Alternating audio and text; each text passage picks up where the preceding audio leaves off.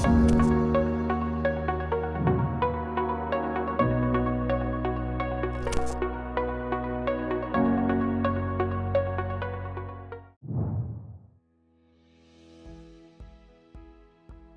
sure. So my name is Faye. I'm based in London. I've been doing recruitment now for probably 12 years. So have done a real mix of agency recruitment, whether that be kind of contractors, permanent, have done executive recruitment, then moved into internal recruitment, where I worked for Deloitte for a number of years. And now in the last year, I've moved back into kind of the agency consultancy side, working for Ibex Talent Solutions, who are a kind of startup talent solutions company, and I'm now heading up their internal recruitment and their operations and projects, and really helping kind of push us forward with our offerings.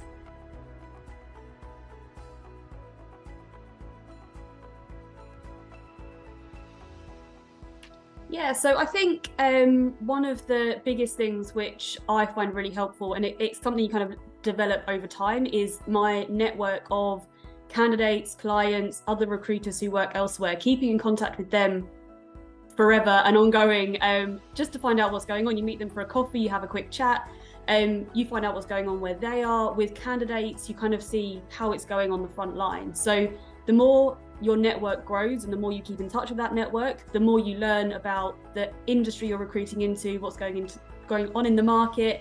And also I think LinkedIn more and more has moved away from I'm recruiting here, and it's a lot more personal. People talking about redundancies, people talking about moves, people talking about what's happening next where they are. And I think it's a tool that I think you do need to post a lot as a recruiter, but actually just to read it when you get 5 seconds throughout your day makes a massive difference to knowing what's going on where. So I think they're the kind of main two areas where I think you would get most of your kind of up-to-date intel and knowledge, I would say.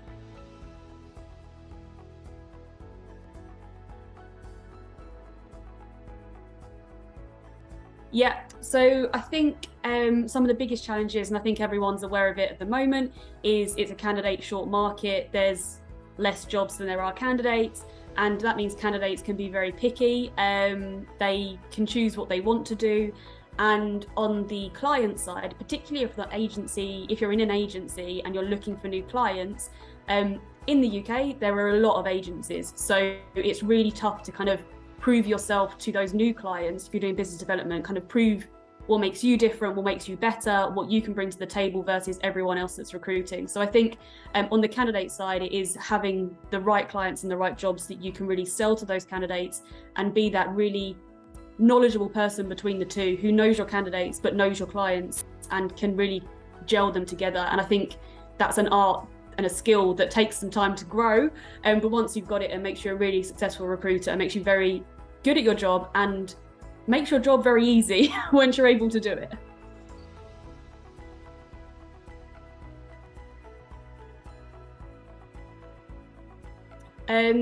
Yes, again, I would say back to the networking piece. Again, if you are constantly talking to a network of candidates, clients, just generally people, and you are keeping in contact with them and they get to know you, you're posting on LinkedIn, you're keeping them up to date with the market, you're talking to them even when you don't have a job for them. If you do have a job that's not quite right for them and they trust you, think you're reliable, they are going to recommend people to you, and they're not going to recommend bad people because they don't want to be known for recommending bad people in the market. So kind of building that network, keeping in touch with people, and I think that makes your job a lot easier. It brings people to you. But also, one of the other things which I think sometimes goes amiss is people who don't use their systems properly. So whether that's ATS, CRM, keeping that up to date. If you get a job in and you've got the people in there that are coded up and you know who's who and you've got them in the right places, you hear about a role, you've got a new role come in, you can just go in, you already know who's right for the role, they know you call them, it's done a lot quicker than having to go and search for the new people every single time. So I think that's kind of not necessarily a hack, but I think it's something that people sometimes tend to miss. And there was another one which I think is around really getting to know the industry and skill sets you're recruiting for. So it's all well and good having a job description and having a brief from a client, but unless you kind of have a little bit of knowledge about what those people actually do day to day, you're always going to struggle, I think. So having that kind of in-depth knowledge of what it is that you're really looking for.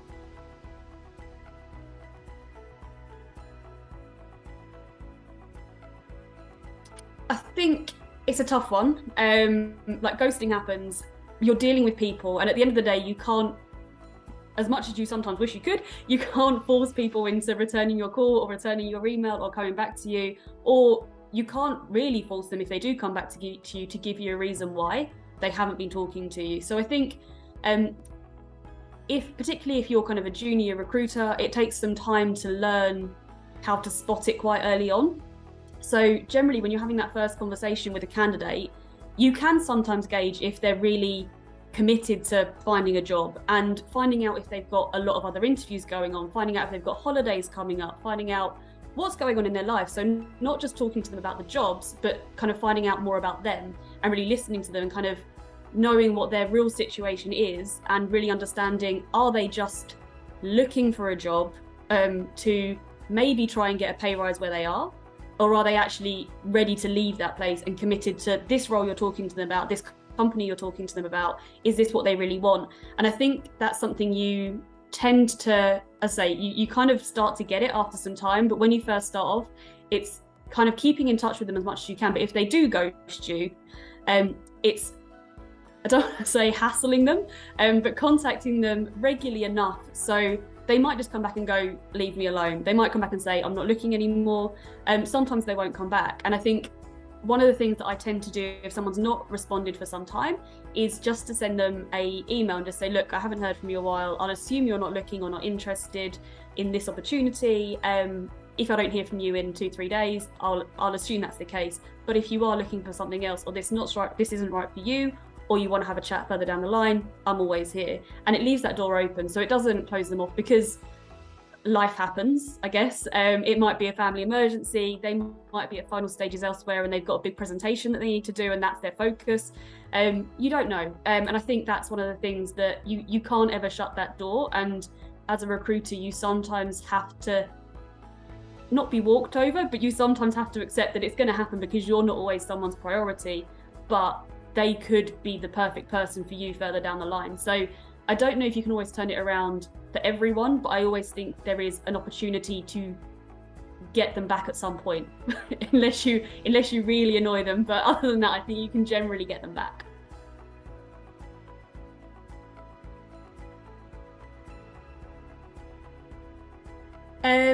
So I think it varies on the type of job you're recruiting for. I still believe, and a lot of people don't believe it, but I still believe a very well-written advert is a key way. You'll get a lot of applications that are not right, and that's part of the job, but you will get one or two who fit the bill. And that well-written advert can potentially fill the role that you're looking to fill.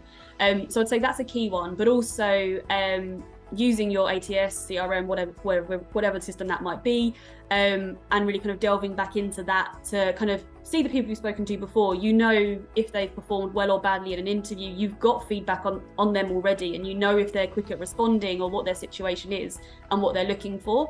So I think that's something that I think is a really well kind of utilised tool if you use it properly. LinkedIn goes without saying. I think it seems to be probably the top of everyone's list for both posting jobs and for searching for people and networking with people on there.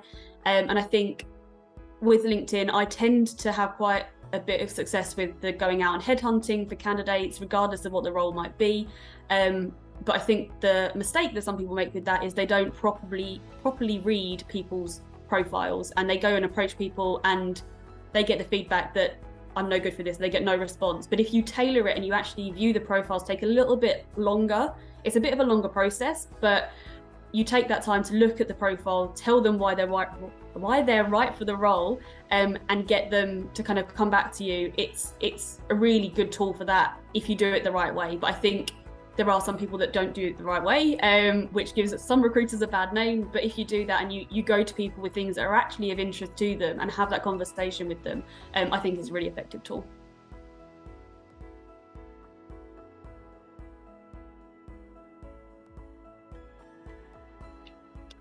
I would say for me, I would say I'm probably quite an informal person in most of my ways of working. So they're quite informal interviews, and I think you have to use them, whether you're recruiting for your own business or for a client, to really get to know each other. Because ultimately you need to gain someone's trust, that you're telling them the right things about this role. They need to believe in the opportunity you're, I wouldn't say effectively selling them, or telling them about. So I tend to structure mine with a kind of, hi, this is me, this is why I'm talking to you today, this is what I've got, and a very brief summary of that. And then I kind of hand over to them to tell me what their situation is, why they're looking, what they're looking for, what they like about where they are, what they don't like, what's going to be the next step for them. And then once we've had that conversation, provided that I still think they're a right fit for what I'm recruiting for, I will then tell them all they need to know about the job, the salary, all of those kind of things. So it's quite informal, but I think it is a really good opportunity to kind of get to know each other and build that relationship, rather than just going in hounding people with questions. What are you looking for? What salary do you want? Where are you looking to work? Do you want to be in the office? I think having that conversation and letting someone tell you, I believe people like talking about themselves. And if you give someone the opportunity to talk about themselves, they will give you everything you need to know without asking them too many questions. And if there's certain things that you think are relevant, you delve into those, and there's things that aren't, you don't need to delve into them. So I think it's that kind of open communication interview kind of structure and style, I would say. Great. And I also really hate structured interviews. When you sit there and it's just all the questions, I'm like, yeah.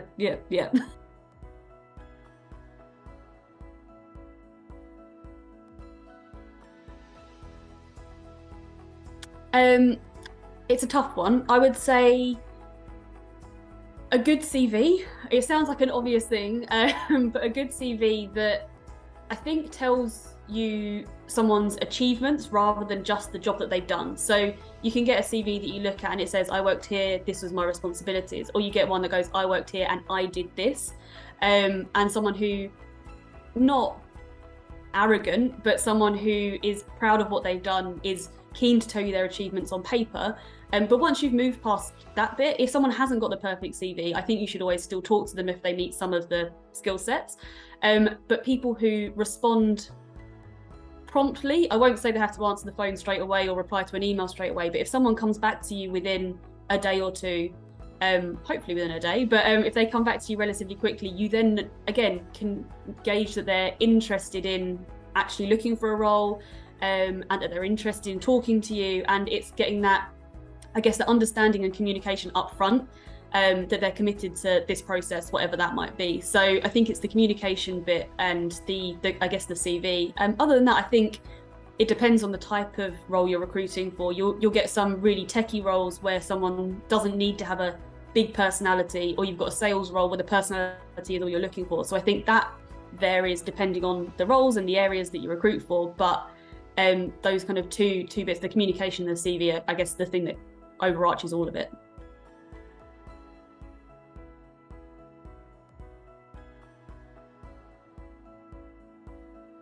That's a tough one. So with candidates, I'm not so bad. With clients to this day, I still am not a big fan of cold calling clients. We do it when we need to, or I do it when I need to, but I think I would say I very much a big believer in getting to the point, but not doing it so abruptly that someone can just turn around and say, no, I don't want to talk to you. So I think the first thing, which sounds like a really simple thing, is to make sure you're speaking to the right person, whether that's a candidate or a client. Just checking that they are who they are, or who you think they are, and checking if they're free to talk. With candidates, they'll maybe not be free, and you at that point say, when's a good time to talk to you? They'll let you know. If they don't, just drop them an email and arrange that time to talk. With clients, they'll probably say, no, it's not a good time. But at that point, I think you have to be a little bit, I want to say familiar, but not too familiar, to kind of get them to say, hang on, maybe it is worth having a chat with you. But I guess finding that balance between being formal to the point, but also being personal enough, but not too personal, that they do want to talk to you. So it's really finding that balance between the two to kind of get that in. And once you're in, you then do what you've got to do. But that first bit is I guess first impressions count, right? You want to be interesting enough for them to want to talk to you, not too upfront that they kind of go, I don't really want to talk to you because I know this is a sales call, or don't give enough and they kind of go, I don't want to talk to you, I'm never going to call you back. So I think it's finding that middle ground between all of them. So again, as with the other things we were talking about earlier, I think it's something that you kind of pick up what works over time, and different people have different approaches. Some candidates like to get to the point straight away. Some like to have a 20-minute chat before they know why you're calling them.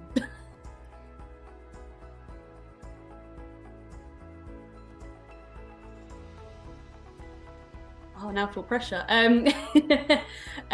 Red flags when hiring candidates. I think one of the big ones is their either lack of response, or slow responses, or lack of interest in a role. So whether that's when I've worked internally for a company or worked in an agency, if someone is not really interested in what you're telling them about, you're arranging an interview and they've not done any preparation, they've not done any research, they turn up or they talk to you beforehand and go, what does this company do again? That's a big red flag to me, because ultimately they're either just looking for any job and they don't care, or they're not genuinely interested in this opportunity, which probably means that they're looking at other opportunities, they're not really committed to leaving where they are, or they're going to interview badly if it's with one of your clients or one of your hiring managers. So I think that's a big red flag. If someone's not prepared anything at all, it's a big warning sign for me.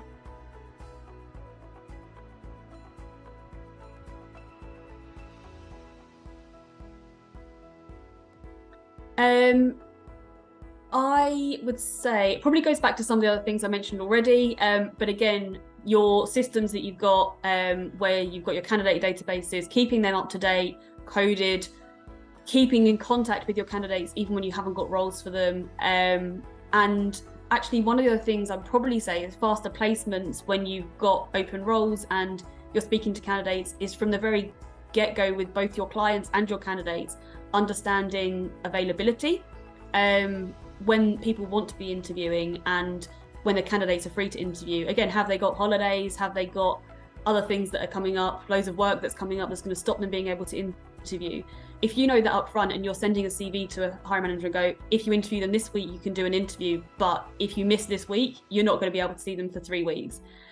And I think that the earlier you know that availability, the better. And I think another kind of key thing, which maybe not make faster placements or speed up the kind of placement process, but knowing from your clients how many interview steps there are going to be. Because ultimately, if you know there's going to be 5 interview steps, you can sometimes encourage those hiring managers to reduce those down, or do 2 in 1 or 3 in 1, whatever it might be. Because if you're a recruiter and you know your sector really well, you know that most sectors now, most skill sets, candidates are moving quickly, they're getting snapped up quickly. And if you can educate your clients or your hiring managers that that's the case, you should have that influence and market intel and knowledge that kind of turns around to makes your client turn around and say, actually, you're right, I should interview them this week, we'll get the next one done next week, we won't do 3 others, we'll just get it done. And I think you need to be that person that's not just there to fill the jobs, but ultimately that's what your hiring manager or client wants from you, but you need to bring that knowledge with you to kind of tell them what it's really like out there, because they don't know. One of the biggest things that recruiters assume when you've been doing it a while is that everyone knows what you do as a recruiter, and they assume that your job is to go out and find candidates and fill the jobs, whereas actually what you do learn a lot is what's actually really happening, how quickly the market's moving elsewhere, and if someone's only just hiring for the first time in a year or 2, they may not know that. So I think that education piece back to your clients is really important as well.